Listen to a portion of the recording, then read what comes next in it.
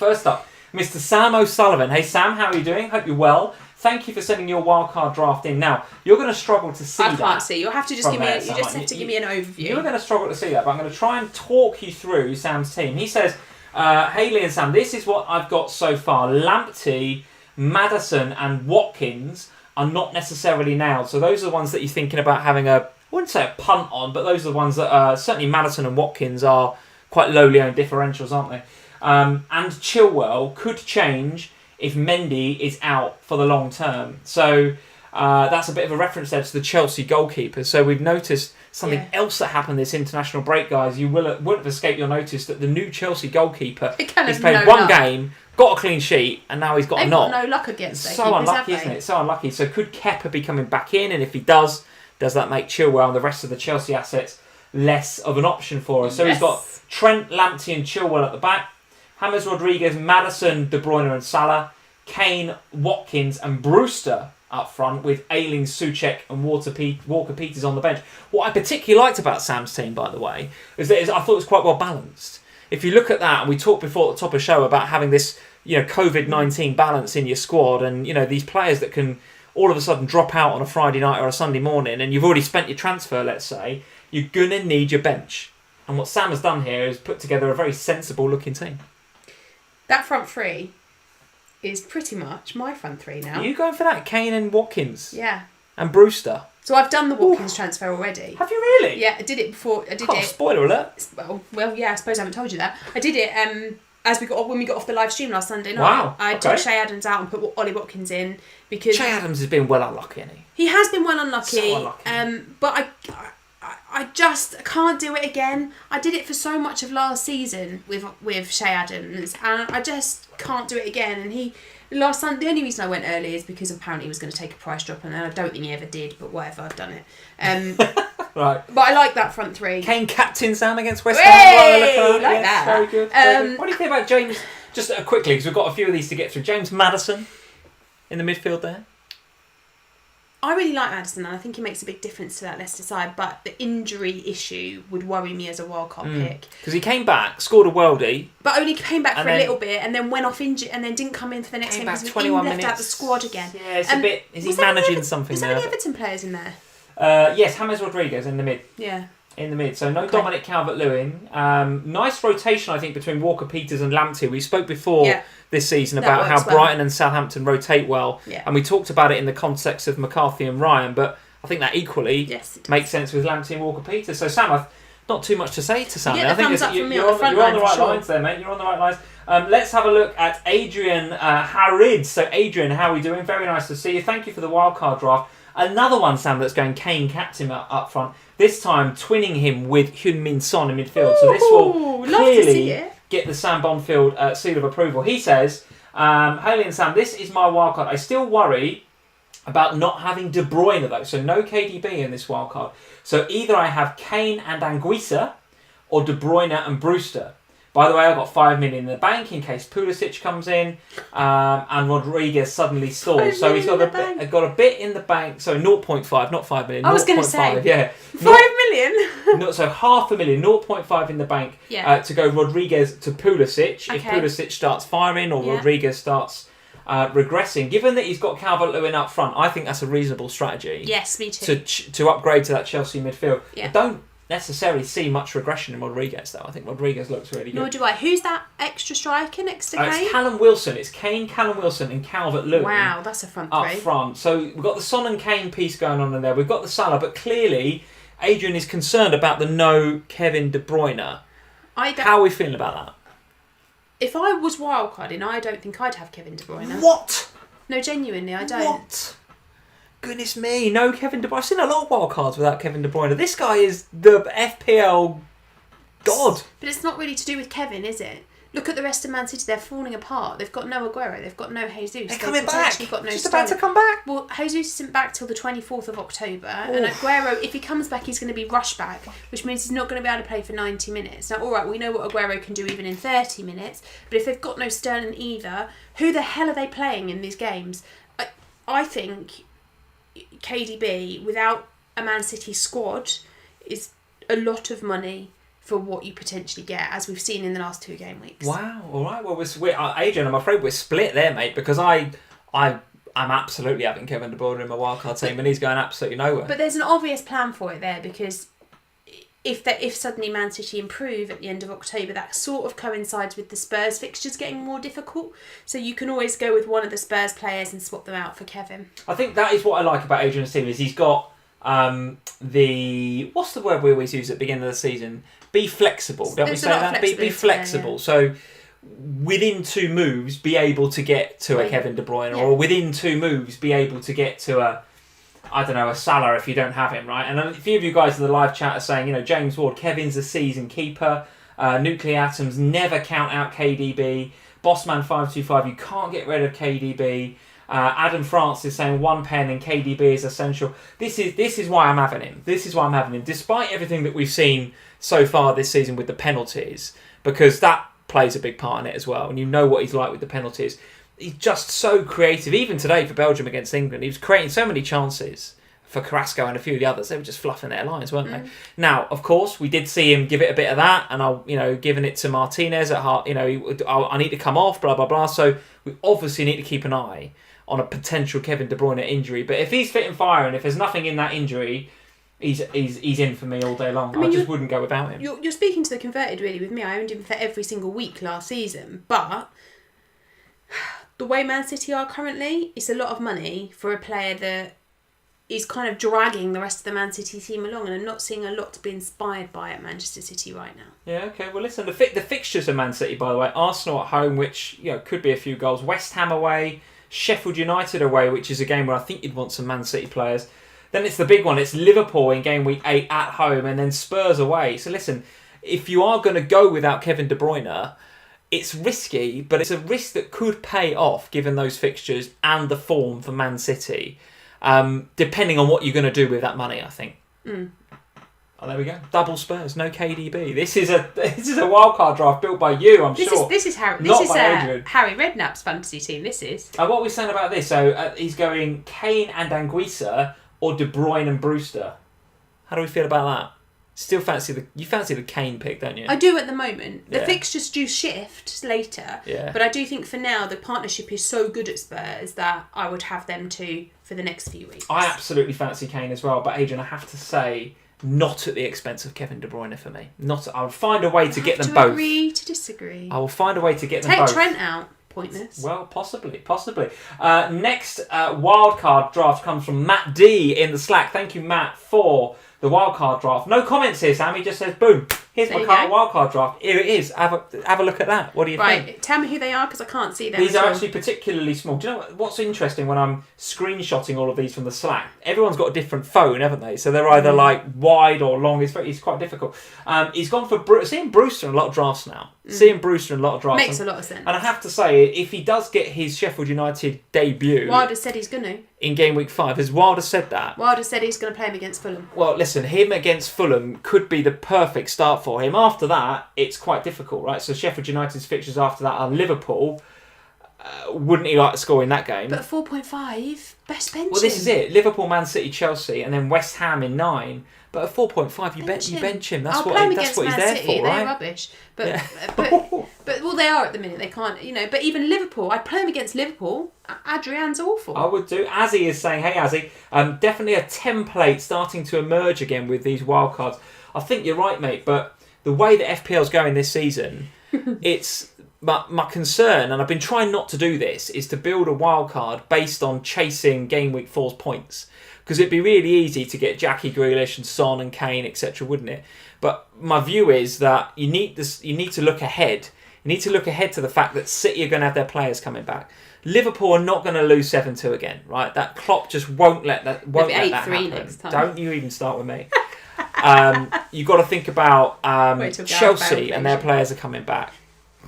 Don't give me that, Gareth. When are we playing you? I don't know. When is that happening? Hopefully soon. Hopefully while Alisson's out and Gareth Bale can run riot against Adrian. So, I'm not worried about Bale and in that game because Bale's on the other side, isn't he? Son or Kane come at you, I'll come and give you a little kiss. Bale can do what he wants against Robbo and Van Dijk. He's going to get nothing out of them two. But it's Son against the other two I'm worried about, I tell you.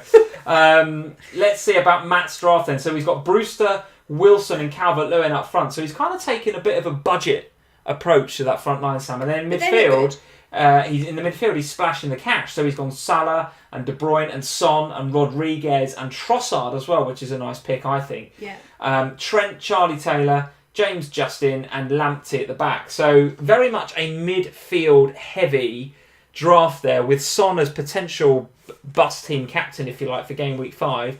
How do you feel about that in terms of chucking all your resources at the midfield? I don't object to it on the basis that actually the forwards in that middle bracket, price-wise, have actually been really solid. So far with Callum Wilson on penalties has been really good. Calvert-Lewin is obviously doing Calvert-Lewin things at the moment. So there's a real wealth of opportunities there. My view on that team, and this is something I never ever thought I'd say, is I don't think there's enough Aston Villa. Needs a bit of Villa. Because the fixtures are really nice. The form is fantastic. They found their feet. It's no longer Aston Villa is Grealish. There is so many other good opportunities at Aston Villa right now, with John McGinn, who scored on international duty, with Ollie Watkins, who was fantastic in the last game week, with Ross Barkley. There's so many good picks. Martinez is in the keeper position. There's so many good options there. For me, if I was wildcarding, there would 100% be at least one villain in there, because they offer such good value, if nothing else. I tell you what I do like about it is he's got a couple of Brighton players in there. Just looking at the Brighton fixtures, Crystal Palace away, West Brom at home. Obviously then a trip to Spurs is difficult. Burnley at home, Villa away. On the Fantasy Football Scout ticker, they are third in terms of fixture difficulty. Obviously Lamptey is going to be a popular pick, I think, amongst wildcarders for obvious reason. We've seen him get forward in the first few game weeks, of course. But Trossard I quite like, and Neil Maupay as well. I mean, I didn't realise how much of a I don't want to use the word, but he's a wind-up merchant, isn't he, Maupay? Yeah. But he's on penalties, he knows where the net is, and I go back to that game against Manchester United, the 3-2, where United won it after full-time, which I still can't get my head round. But Trossard and Solly March and Maupay, I mean, Maupay got the points, but as a team, they could have had so many goals in that game. It's incredible. And Trossard's got to be worth it. I really like that as a pick from Matt there, Trossard. I honestly think that Brighton have been overlooked this season on the basis that if you just look at the results, it doesn't look like they've had a very good start to the season. But having watched all 4 of their games so far, they have been really, really good. Passing the eye test without doing any FPL points on them. They certainly deserve something against Chelsea. They deserve something against Manchester United. The players have been doing all the right things and they're getting into all the right places. And okay, I mean, Trossard hit the bar God knows how many times in that game against Manchester United. So they are potentially being a little bit wasteful. But there's opportunities there, and as FPL managers, that's what we want, isn't it? Players that are getting good opportunities, and Lamptey is providing some fantastic balls in from his side of the pitch. So, yeah, I mean, I think Brighton are really good options. Yeah, Lamptey looks good. Just a one quick word, and there's a few of you guys, like Nuclear Atoms again, nice comment in the live chat. People who are bringing in Callum Wilson are not looking at Newcastle's fixtures deeply enough. And here are Newcastle's fixtures. Manchester United at home, which frankly doesn't sound like too bad a fixture to me on paper. Wolves away, Everton at home, excuse me, Southampton away, Chelsea at home. That's tricky, no, for Newcastle, for Callum Wilson? Yes, but he's on penalties, and Newcastle... So Newcastle are interesting for me, because Newcastle with St Max, decent. Newcastle without St Max, awful. Yeah, that's my view. So eyes on the injury news as to whether he's going to be back. So we need to keep an eye on that, because obviously he went off during that last game week. So just keep an eye on it, I think. Okay. And there are other options in that position. If you're wildcarding, there's plenty of other opportunities. You could go out Ollie Watkins, and that gives you a Villa asset. God, do you want to mention Ollie Watkins again? How many times have you been on him? I like him. One good game this kid's had. Unbelievable. I can't believe people are like, oh, Barkley's going to be the next... Barkley has been absolute guff for 2 years. He's had one good game against Liverpool, and suddenly he's an option. I do agree with you on the Villa stuff, and I probably am going to have Grealish in my team. But listen, I need to see more from Ollie Watkins. I need to know that Barkley is decent again, rather than being the Barkley that we've seen for the last 2.5 years. He's been rubbish at Chelsea for the last 2 years. Glimpses. Yeah, all of a sudden, he plays against Liverpool, and they get it's a freak result, right? It's a freak result, and suddenly we're like, well, Ollie Watkins is a new hero and Barkley's a new... So against Liverpool it's a freak result, yes, but they have, I mean, given they started a week behind everybody else, their performances so far have been really, really good. They've played really well, they've got some decent results, and okay, they've been against lesser opposition, but then they came up against Liverpool and they did the business against you. Now, okay, it probably won't ever happen again, but the fixtures are nice going forward, so there's no reason to think that they can't get points out of those games. And if they're going to Grealish, Barkley, those guys, they're going to be part of it. And I hear what you guys are saying in the live chat. I want goals 15, saying Watkins was smashing it in the Championship, though. Yes, he was, but fixtures it's the Championship. Are nice. It's the Championship. And then he goes on to say, Grealish feeding Watkins all the time. Let's see, FPL tips. Ross Barkley gets his annual bandwagon after his one good game. Yeah, this is it. I just that's my thing about Barkley. But you don't have to go Barkley. No, I know, but there's a lot of wildcarders that are thinking about Barkley and Watkins and all the Villa players, and like Konsa's quite highly owned at the moment. I'm like, what, Konsa, really? So I don't know. I just want to see, Villa, the acid test. They've got Leicester away, Leeds at home, Southampton at home, Arsenal away.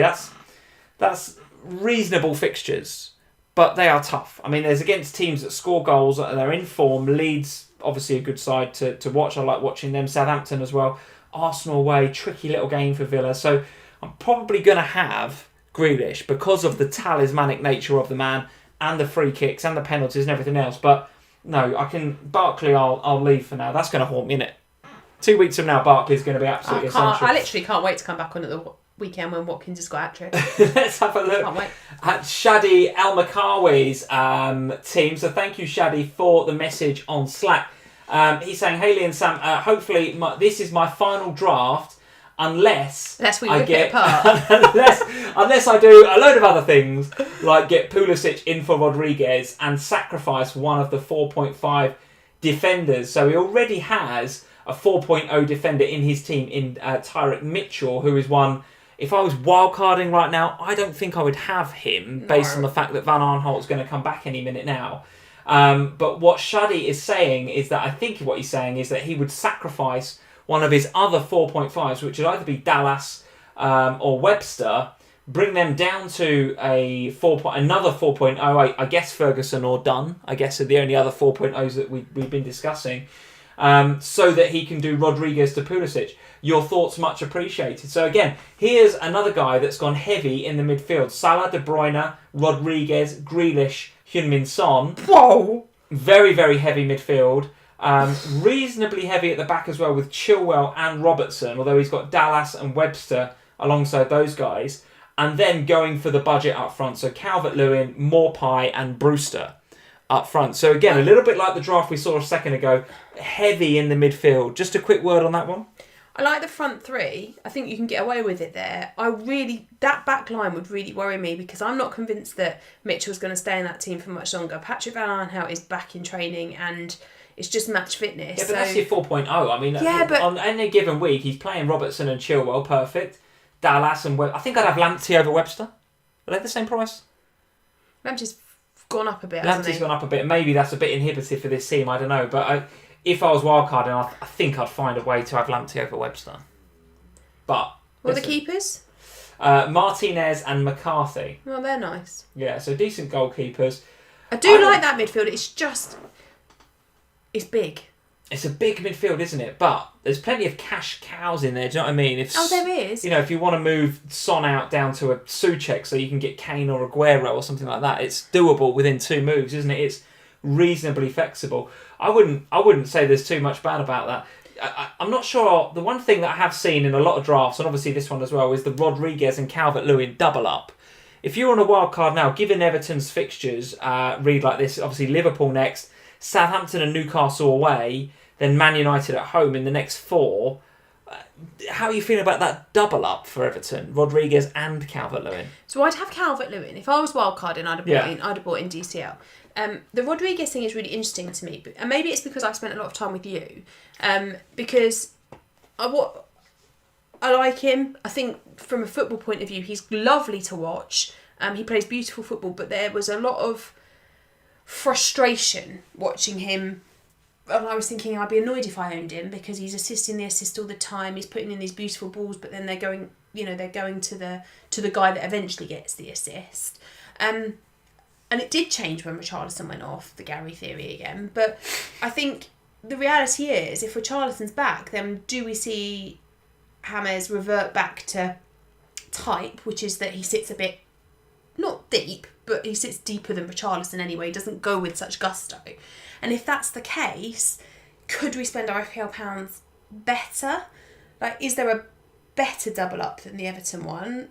I don't know that there is, because Everton are on really, really good form and the rest of that midfield is so lovely. But I do wonder whether actually if you put in Souček, who's got really, difficult fixtures for a little bit, but then they get really nice over Christmas, you could save yourself a hell of a lot of money and then you could just strengthen in other areas potentially. Okay, well look, Tom Bradbury's in. Hey Tom, he's saying, Lee, what are you talking about? Amazing fixtures for Everton. United, one of the worst in the league. Your lot have just conceded 7 and Southampton play a high line. What are you worried about? It's going to be perfect for the pace of Richarlison in behind that Saints back line and Dominic Calvert-Lewin aerially against Manchester United at 6s and 7s potentially. Could look very good indeed. A lot of praise for Shady's midfield there. Shady is in the live chat. Hey Shady, he's saying, haven't got the money for Lamptey. Just haven't got the money for Lamptey. I would be tempted, tell me about this, I would be tempted to just go with one of those keepers. Go with one of those keepers, go a 4.5 and get Lamptey. What are we saying? No. No, I'd keep the rotating keepers, but I'd drop Rodriguez down and I'd free up some money to do it that way. I wouldn't tamper with Rodriguez just to get Lamptey, would you? No, but I'd have money in the bank because then you've got money to get to Pulisic or wherever else it is you want to go. Okay, interesting. But another Spurs captaincy. Son captaincy. I think there's a hell of a lot of pressure on Spurs in this game. A lot of Spurs captaincies knocking about at the minute. Guess and I think West Ham are going to give you a game. I'm telling you. I think you'll win. Do you know what? I don't even think mine is on a Spurs player at the minute on my boss team. Well, let's have a look.